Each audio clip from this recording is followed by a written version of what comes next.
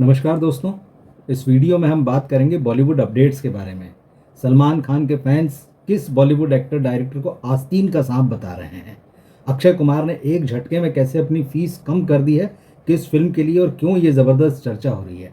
वरुण धवन ने अपने बारे में और कंगना रनौत के बारे में एक बड़ा ही इंटरेस्टिंग राज खोला है और राकेश रोशन इस बात को लेकर अब सफाई दे रहे हैं। आप कह सकते हैं कि भाई क्रिश 4 क्यों लेट हो रही है।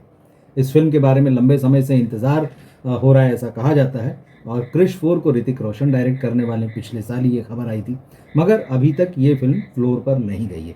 क्या वजह है, हम इसको देखेंगे। लेकिन इन सबसे पहले मैं आपको एक खबर बता देता हूँ अल्फ़ा से जुड़ी हुई। अल्फ़ा इस फिल्म का, इस प्रोजेक्ट का लंबे समय से जो है वो काफ़ी चर्चा है पूरे मीडिया में। और यशराज फिल्म्स की स्पाई यूनिवर्स हैं, आलिया भट्ट लीड कर रही हैं इसको। अब रिलीज़ डेट तो इसकी आ चुकी थी कि 3 जुलाई को ये रिलीज़ होने जा रही है। इस फिल्म की पहली झलक यानी जो टीज़र है वो 10 जून को आने जा रहा है।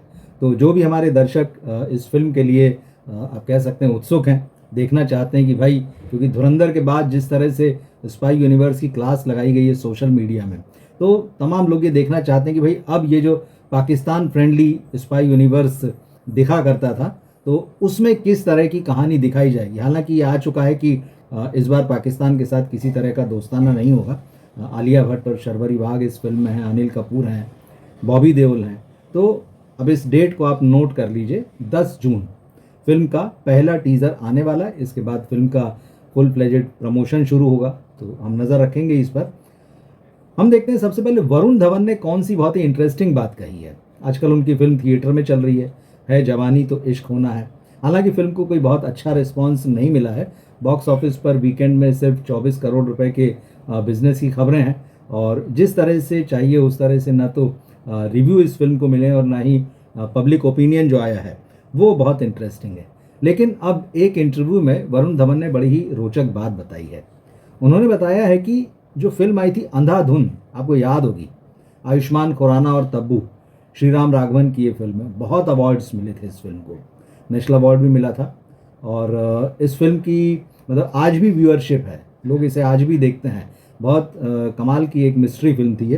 तो इस फिल्म में आयुष्मान और तब्बू तो थे, लेकिन वरुण धवन ने एक इंटरव्यू में बताया कि मैंने एक अच्छी फिल्म छोड़ दी, मेरे हाथ से वो फिल्म निकल गई, और वो फिल्म थी अंधाधुन। उन्होंने कहा कि श्रीराम राघवन ने सबसे पहले ये फिल्म मुझे ऑफर की थी बतौर हीरो, और साथ में हीरोइन थी कंगना रनौत। अब आप सोचिए क्या जोड़ी होती, वरुण धवन और कंगना रनौत। तो अब जैसे ही उन्होंने ये बात कही तो फिर सोशल मीडिया में बहुत सारे रिएक्शन आने लगे। कई लोगों ने कहा कि भाई वरुण जो है बदलापुर जैसी फिल्म कर चुके हैं, अच्छे हीरो हैं, और अगर वो इस फिल्म में काम करते तो अच्छा रहता उनके लिए। और कंगना रनौत के एक्टिंग की जो एबिलिटीज़ हैं उस पर तो किसी को कोई भी शक नहीं है। तो वरुण ने ये राज खोला है, और निश्चित रूप से वो कहीं ना कहीं उनको इस बात का रिग्रेट भी है कि यार एक इतनी बढ़िया फिल्म जिसकी रिपीट वैल्यू है, जिसको कि लोग लगातार देखते हैं, खूब पसंद करते हैं, और आयुष्मान और तब्बू की तो बहुत तारीफ हुई थी इस फिल्म में। तो ये राज उन्होंने खोला है। तो एक तो ये है जो अक्षय कुमार वाली जो खबर इस वक्त इंडस्ट्री में बड़ी चर्चा पा रही। दरअसल इंडस्ट्री एक ख़राब दौर से गुजर रही है, और जहाँ पे ये बात बार बार हो रही है कि स्टार्स को, ख़ास तौर पर जो बड़े स्टार्स हैं, उनको दूसरों के सामने, दूसरे एक्टर्स और स्टार्स के सामने उदाहरण पेश करना चाहिए, अपनी फीस कम करके, उसमें कटौती करके। अक्षय कुमार ने ये काम किया है। उनकी फिल्म आने जा रही है वेलकम टू द जंगल, और 120 करोड़ बजट की फिल्म है। फिरोज नाडियाडवाला इस फिल्म के प्रोड्यूसर हैं, और अक्षय की फीस जो है वो अलग अलग आती हैं, लेकिन फिर भी ये होता है 70 करोड़, 80 करोड़ से लेके 100 करोड़ तक, अलग अलग जब भी खबरें आती है तो कोई फिक्स तो किसी को नहीं पता। लेकिन इस फिल्म को लेकर खबर आ रही कि अक्षय ने इस फिल्म के लिए मात्र 1.8 करोड़, मतलब 1 करोड़ 80 लाख रुपए की फीस ली है। मतलब कहाँ, अगर मिनिमम भी आप मान लीजिए 70-80 करोड़, कहाँ सीधे जो है वो 1 करोड़ 80 लाख पे आ गए। तो ज़बरदस्त बात हो रही कि यार इतना कमाल है, इतने कम कर दिए पैसे। लेकिन आप रुकिए, ऐसा नहीं कि उनकी फ़ीस यही होगी।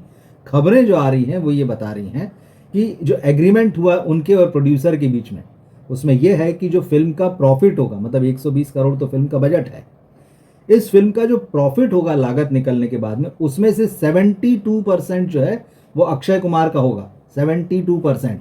और प्रोड्यूसर को सिर्फ 28% प्रॉफिट मिलेगा। ये क्लियर है, मतलब ठीक है। एक तो जो ये होता है कि भाई प्रोड्यूसर पर सारा ही वजन डाल दो, फिल्म चलेगी नहीं चलेगी पता नहीं। अब मान लीजिए 120 की रिकवरी के बाद में फिल्म 100 करोड़ कमाती है, 200 कमाती है, 500 कमाती है, वो एक अलग मसला है। तो ये माना जाएगा कि हाँ ये स्टार की वैल्यू है या सिनेमा का कंटेंट है जो भी। तो अक्षय कुमार ने एक बड़ा कदम उठाया है कि सिर्फ 1 करोड़ 80 लाख रुपए की फीस ली उन्होंने और उसमें फिल्म में काम किया। हाँ, लेकिन यह है कि जो एग्रीमेंट है उसमें यह है कि प्रॉफिट में से 72% में लूँगा। और वेलकम टू द जंगल काफ़ी समय से चर्चा में है और लगभग 2 दर्जन से ज़्यादा बॉलीवुड के जाने पहचाने चेहरे सितारे इस फिल्म में नज़र आएंगे। कॉमेडी है तो इस फिल्म का इंतज़ार हो रहा है। लेकिन ये खबर जो है इस वक्त बड़ी सुर्खियाँ पा रही है अक्षय कुमार वाली।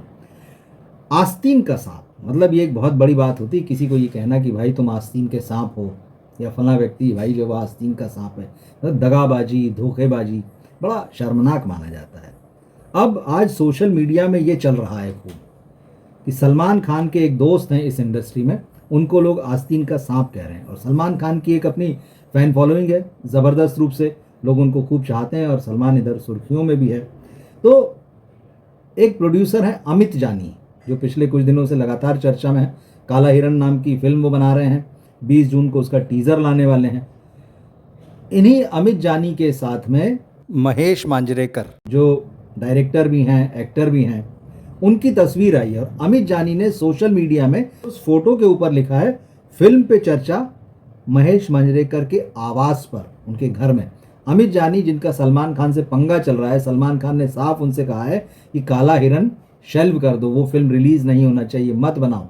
तो सलमान ने नोटिस भी भिजवाया अमित जानी को, लेकिन अमित जानी ने एक वीडियो बनाया और उस वीडियो में कैमरे के सामने वो नोटिस फाड़ रहे हैं।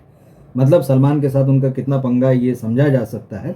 और ठीक ऐसे समय में अमित जानी जो हैं वो महेश मांजरेकर के साथ तस्वीर डाल रहे हैं, उनके घर के अंदर बैठे हुए हैं और लिख रहे हैं कि भाई एक फिल्म पर बातचीत हो रही है, फिल्म पर चर्चा हो रही है महेश मांजरेकर के घर में। तो अब क्योंकि महेश मांजरेकर और सलमान खान जो है वो अच्छे दोस्त माने जाते हैं, कई फिल्मों में साथ में काम किया जिसमें वेलकम से लेके दबंग तक जो है, तो पुरानी दोस्ती, साथ में काम, और उसके बाद अगर संजय मांजरेकर वहाँ दिख रहे हैं तो सलमान के फैंस ने जो है महेश मांजरेकर की तगड़ी क्लास लगाई है। कोई उनको गद्दार लिख रहा है, कोई कुछ लिख रहा है, कोई आस्तीन का सांप लिख रहा है, फिर इनके ऊपर मतलब तरह तरह की बातें हो रही। लोग कह रहे हैं सलमान के फैंस कि भाई सलमान को इस बात का ध्यान रखना चाहिए कि उनके आसपास कैसे लोग हैं और ऐसे ही लोगों की वजह से जो है सलमान खान को ज़िंदगी में धोखे मिलते हैं। तो लोग लिख रहे हैं कि Salman you should think about it, मतलब इन लोगों की दोस्ती के बारे में, इनके बारे में। और सलमान खान को तो बहुत मददगार माना जाता है, उनकी इमेज वही है कि फिल्म इंडस्ट्री में जो भी उनके दोस्त हैं वो उनकी बहुत मदद करते हैं और खुलकर मदद करते हैं। तो अब ये जो तस्वीर आई है इसको लेकर जो है महेश मांजरेकर पर सवाल उठाए जा रहे हैं। और इस वीडियो की आखिरी खबर जो है वो राकेश रोशन ने क्रिश 4 पर क्या कहा है। क्रिश 4 लास्ट ईयर ये अनाउंसमेंट हुआ था कि भाई ऋतिक रोशन इस फिल्म को डायरेक्ट करेंगे, उनके निर्देशन में बनने वाली ये पहली फिल्म होगी।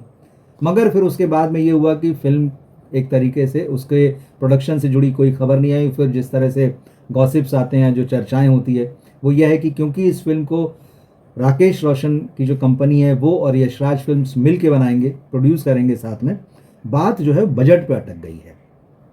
कहा यह गया कि ऋतिक रोशन का मानना है कि क्योंकि भाई क्रिश 4 है, बहुत हाई फाई VFX होगा, ज़बरदस्त एक्शन सीन होंगे, इंटरनेशनली इस फिल्म को शूट किया जाएगा, तो उस वजह से ऋतिक का कहना है कि भाई इसका बजट 500 करोड़ होना चाहिए।